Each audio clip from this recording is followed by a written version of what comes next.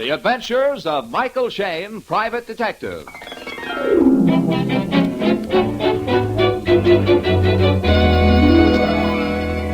people who make the new 76 gasoline and Triton Motor Oil, Union Oil Company, present The Adventures of Michael Shayne, Private Detective, starring Wally Mayer and Kathy Lewis.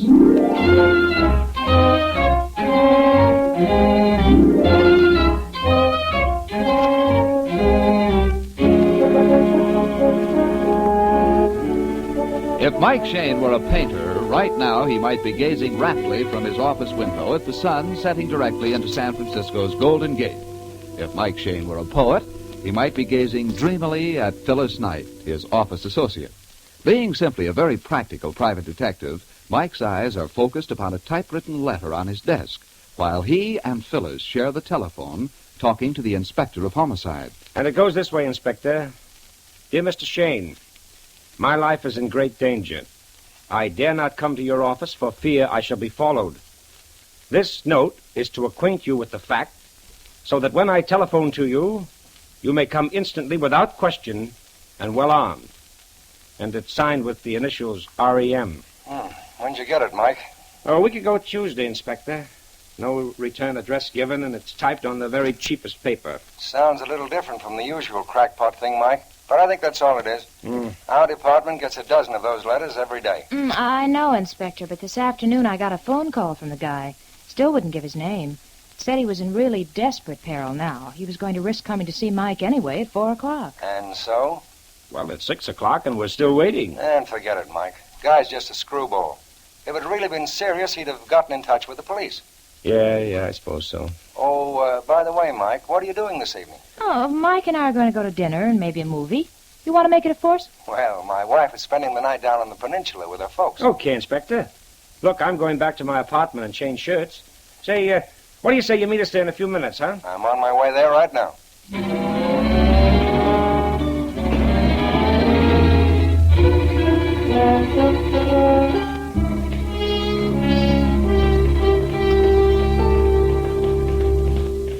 Hope you kids don't mind my inviting myself along like this. No, nonsense. We love to have you. But I make one condition. No shop talk from you kids tonight. Deal. Well, it'll be a painfully quiet evening, then. Let me see. Any mail in my box? No, not today.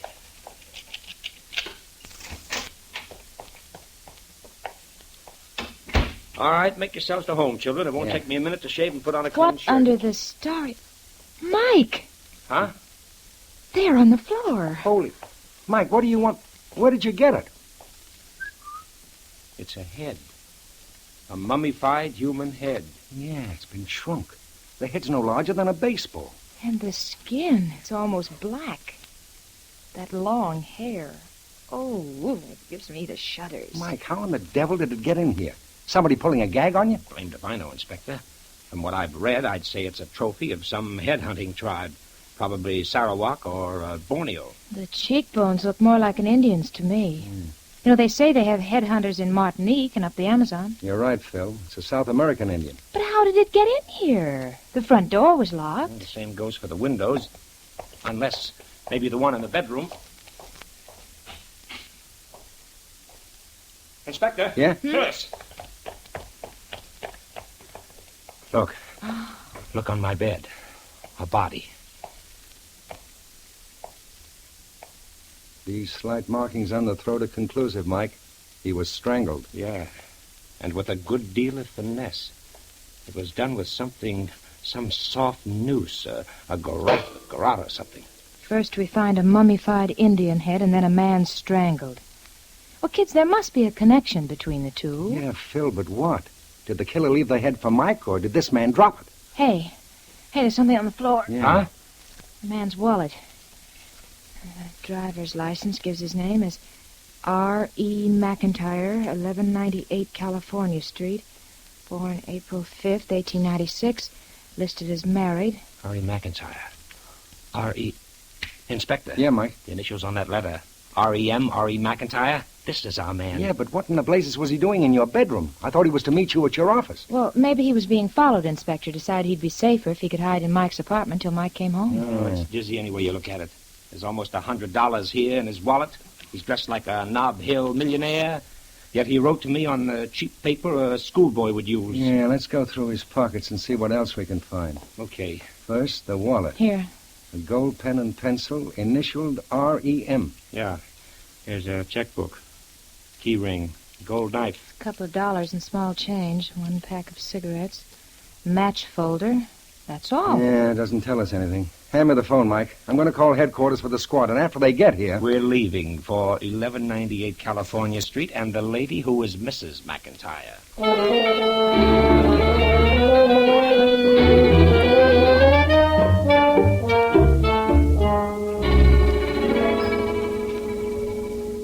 When did I last see my husband? Well, we ate luncheon at the Palace Hotel, and then Mr. McIntyre said he had some business to attend to. What time was that, Mrs. McIntyre? I would say 2 o'clock. Well, that's just about when he telephoned the office. He told me he was coming to see Mike at 4 o'clock. Did your husband tell you, Mrs. McIntyre, that his life was in danger? That apparently he was being followed everywhere he went? Mr. McIntyre never talked over his affairs with me. However, I did notice that the past several weeks he seemed very nervous. I thought he was brooding over some business matter. And just what was his business? Mining. He and his partner, Anthony Locke, own a big tin mine in South America. South America? That's where the dried Indian head came from. It did mean something. Mrs. McIntyre, do you know if your husband had any enemies? I've answered that. Mr. McIntyre did not talk over his affairs with me. Mm-hmm. Well, he certainly provided a beautiful and expensive home. Mrs. McIntyre, can you explain why he should write us that letter on the cheapest sort of paper and then sign only his initials? Mac's done that trick before. Hmm? He wanted you to think he was a poor man, so you might work for him at less money. Oh. He would even introduce himself by some false name that would fit his initials. Yes, he thought that much of a nickel. Except when he could spend it on himself, huh? I presume, Mrs. McIntyre, your husband left a will. Mr. Shayne, I'm getting very weary of repeating this. Hmm? My husband did not talk over his business with me. Of course he had a will, and of course I'm the beneficiary. You must realize, Mrs. McIntyre, that I we're... realize that for 1/2 hour I've been subjected to highly impertinent questions. I know nothing which can help the police department, and there the matter ends.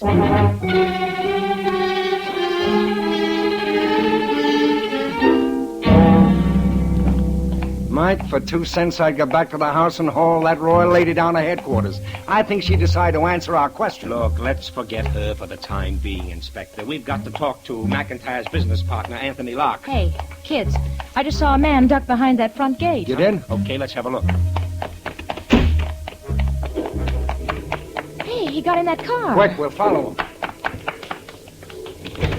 Here, jump in. Right. Come on. Oh, Well, start it, Mike. Start it. He's getting away. he's gotten away, Angel. The wires have been pulled loose from my ignition switch.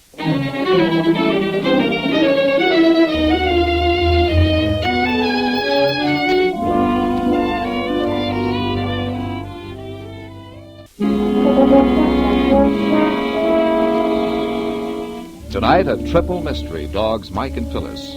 Why was a mummified Indian head left in Mike's apartment? Why was a man strangled to death in Mike's bed? Who pulled the ignition wires loose in Mike's automobile? Mike, Phyllis, and the inspector have gone to the home of the murdered man's partner, Anthony Locke. The dining room door opens. Mr. Locke asks if you would please join him in the dining room. Why, certainly. Thank you. Good evening. I was just beginning my dinner. Hope you haven't eaten. I'll have water set extra plates. I'm afraid you don't understand, sir. I'm the inspector of homicide. This is Mr. Shayne and Miss Knight, private detectives. Oh, really? Well, I misunderstood, Waters. Bit hard of hearing, you know. Too much quinine, touch of malaria. Sit down, sit down. I despise eating alone. Happy to have your company. Mr. Locke, this is not a social call. No, can't recall inviting you. Don't know what you're doing here. But how about some terrapin soup? It's excellent tonight. Sir, I'm from the police department. Your partner, Mr. McIntyre, has been killed, murdered, strangled to death. When? Tonight, in my apartment. What? And in the next room, we found a dried, mummified human head. What? Mr. Locke? Mr. Locke, are you all right? The sign of death. You know what it means? Yes. Yes, McIntyre came to me with an anonymous letter. It said he was going to die. When was this? About 10 days ago. I tried to get him to go to the police. He wouldn't. Finally, he said he'd hire a private detective. We both knew who sent the letter, but I didn't think he'd actually kill. That's what that head means. He? Who? Please, Mr. Locke. His name is Ferd Stockel. He lives in Bolivia. McIntyre and I bought our plantation from him about 5 years ago. It was just jungle and bare mountains. Then we dug the tin mine. Stockel said we cheated him out of it. He swore he'd get even. The scar on my cheek. He did that with a machete. Then you think he's in San Francisco? He must be. The letter was postmarked from here. But, gentlemen, this isn't the end. I have received the same letter. The same death threat? Yes. Okay, let's have a look at that letter. Well, that's the strange thing. I had it on my desk, then suddenly it disappeared. Then we better move fast. I want a description of this Ferd Stockel. Well, I can give you that. He's about 5'7". He has black hair, black eyes, very dark skin. He'd be about 40 now. He speaks English with a peculiar hissing accent. Good. Now, Mike, we better get moving. But how can you catch him? What can you do? Plenty. We're going back to headquarters and broadcast a general alarm.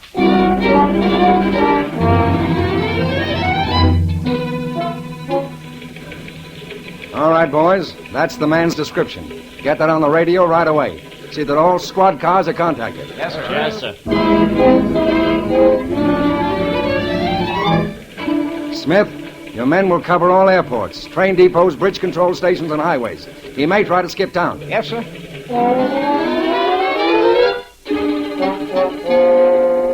Russell and you boys go over the registrations at all hotels. See if you can get me the immigration authorities. Yes, sir. That's all. Get busy.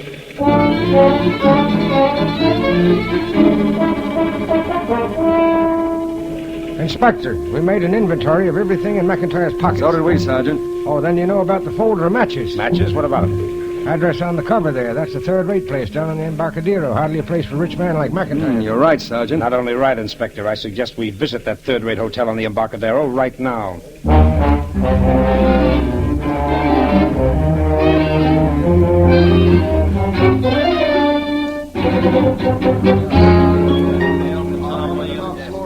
Well, that's what I said. Ain't nobody name of Ferd Starkle registered here. Well, he may be under another name. You got any man registered from South America? Let me think now. South America. Well, yeah. Yeah, room 307. That great big guy with the beard. Signed in from Lima, Peru. When? Oh, maybe 2 weeks ago. Name's Ed Badger, he says. 2 weeks ago. Time fits if the description doesn't. Okay, I guess this time we walk up.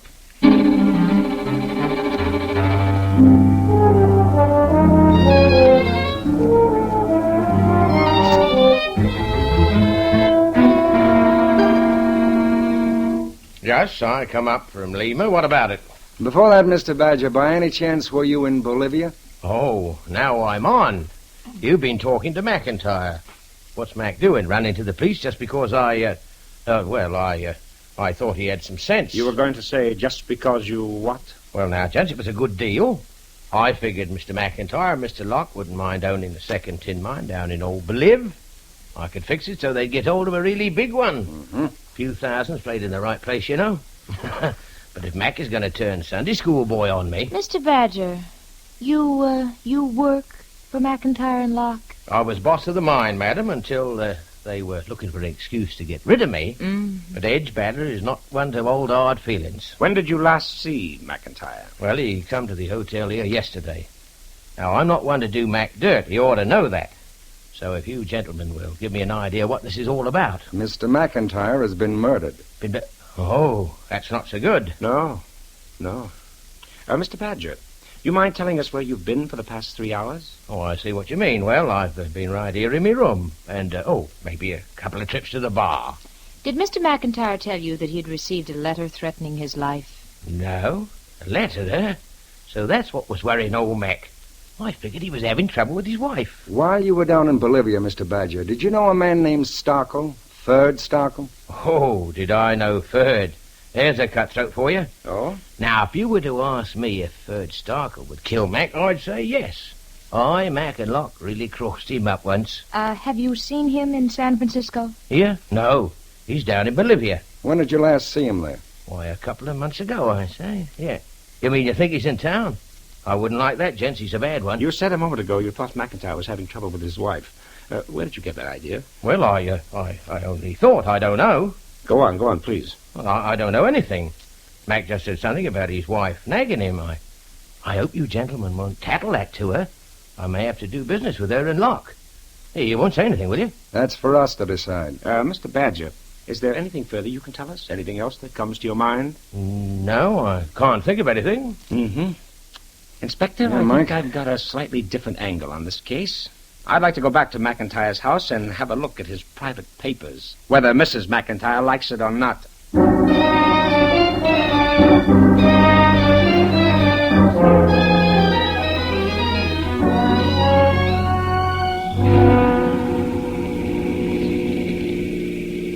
I know what you're thinking, Mike. You figure Ed Badger is in this deeper than he'll admit. Now you want to get some proof in black and white. Well, that's part of it. Yeah, he told us just what he wanted us to hear and no more. So he's a shady character. But probably he's never risen above petty larceny and confidence games. You know, he doesn't look like The type, yes, You know, someday, Angel, the inspector and I are going to take you down to Rogues Gallery and show you the pictures of every convicted murderer for the past 10 years. You'll say most of them look as innocent as the inspector or myself. That's no recommendation. Oh, get her. Here we are, kids. I'll pull up in the driveway. Stop the car. Quick. What? There's that man, the man who tore the wires out of Mike's car. Yeah, he's running down the walk. Hey, you, stop. Stop or I'll shoot. That stopped him. Come on. Inspector, if you've hit him... Don't worry, I aimed at the pavement. He's pretty shaky in the legs. What's the big idea? Try to kill a man. Listen, if I wanted to hit you, I couldn't miss at that short range. You can't get away with this. Sticking up a guy right... I'll have the law on you. You're talking to him, buddy. I'm Inspector of Homicide. Now, we want to know why you were sneaking around outside this house. And why you pulled the wires loose in our car. I'm a private detective. I was paid to watch this house. Who paid you? McIntyre. I'm watching his wife. Oh, is that so? Then, Inspector, suppose we give him a chance to do more than watch her. Suppose we make him talk to her.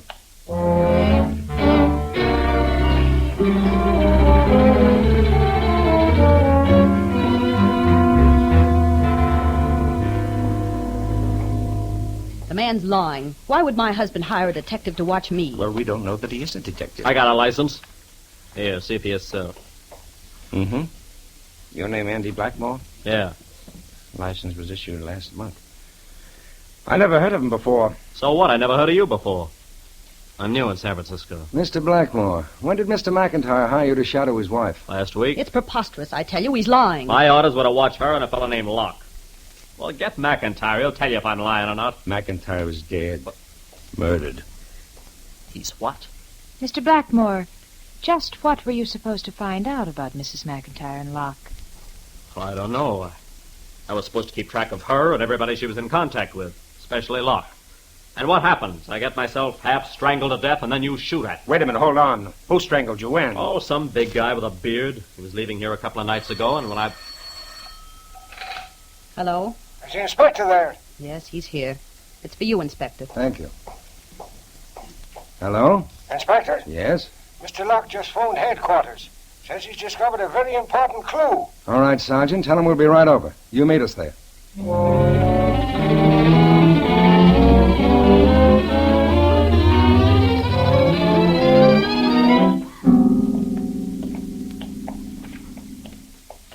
Mike, I don't like this at all. Mr. Locke's front door open, the electric lights off. Not only off, there's no electricity at all. Listen, you guys aren't going to mix me up in this. I'm going out and wait in the car. You're staying right here, mister. Mr. Locke. Mr. Locke. Not a sound. Where are the servants? I want to find the telephone. Mike, throw your flashlight around. Oh, Mike. Huh? Throw it this way. I just kicked something. It rolled. There it is. A head. Another head. Yeah. And right behind it. On the couch. Mr. Locke. Mr. Locke. Mr. Locke.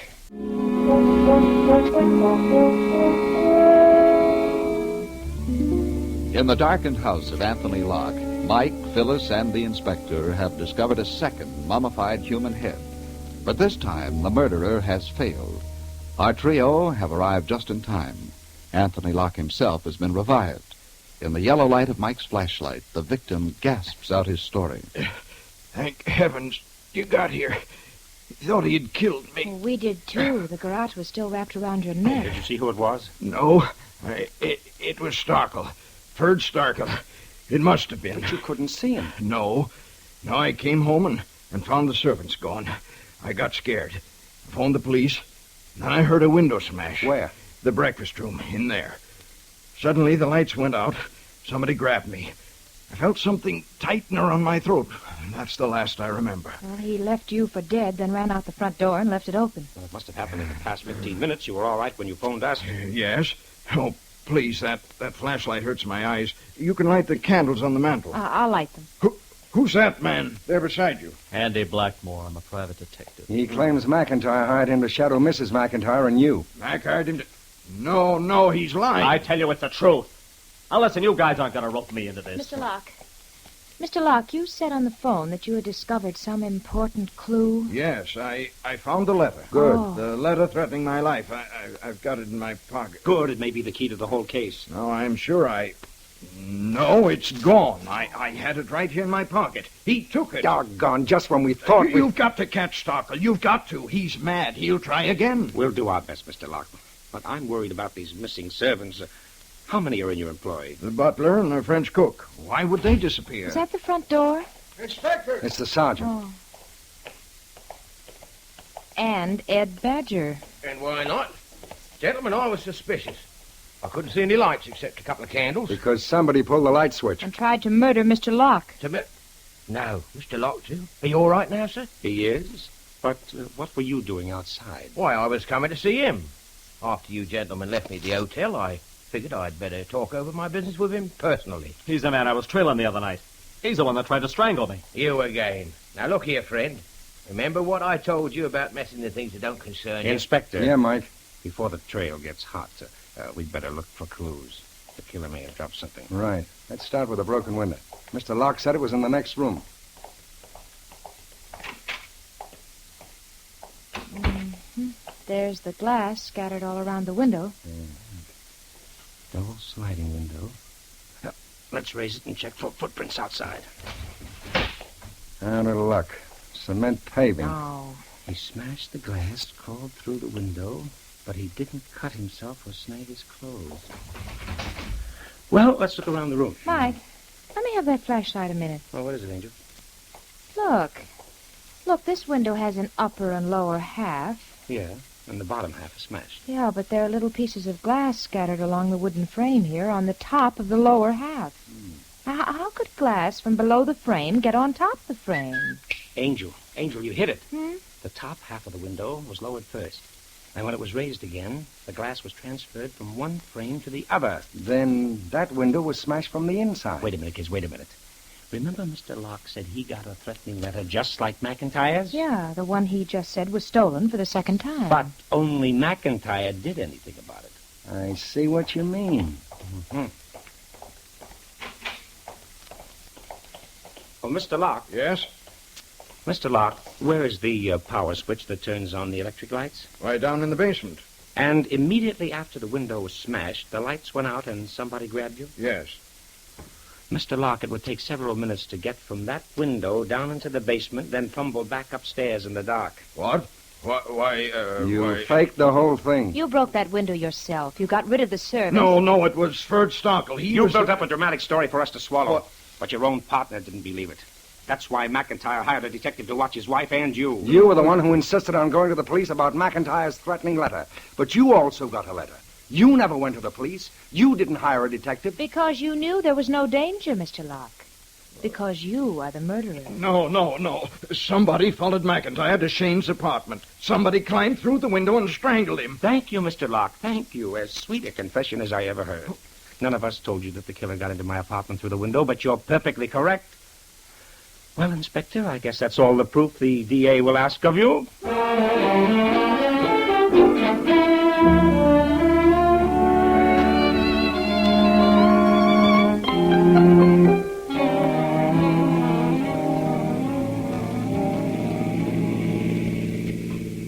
Mike, do you realize we haven't had a single bite of dinner tonight? Oh, my stomach won't let me forget it. Oh. The inspector told me he'd meet us at Fisherman's Wharf as soon as he finishes at headquarters. I hope he can find out where Locke got those gruesome Indian heads. Oh, he probably brought them with him from South America. Well, maybe so. Anyway, Mike, I think I can guess Locke's motive for the killing. He was in love with Mrs. McIntyre. He wanted the husband out of the way. Uh-huh. Locke's elaborate build-up was just to disguise a very simple, sordid murder. No. I don't believe Mrs. McIntyre had the slightest interest in Locke, or even suspected his intentions. Well, it just goes to show you, Angel. When some men are in love, they'll stop at nothing. That's not my problem. It's when some men are in love and will do nothing. Why, Angel!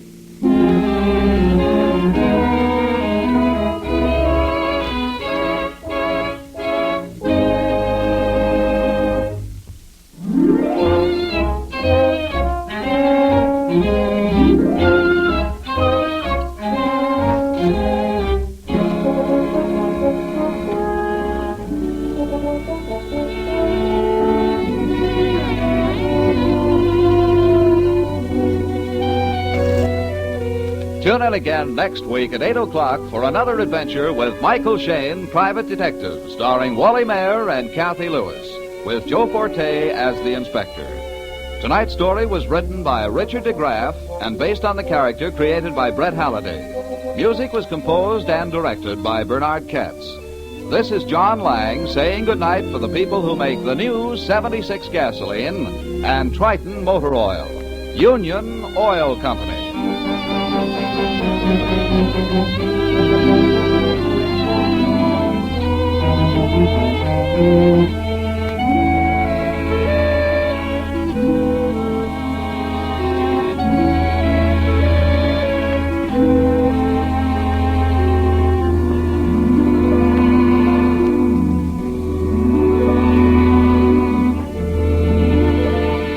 This is the Mutual Don Lee Broadcasting System.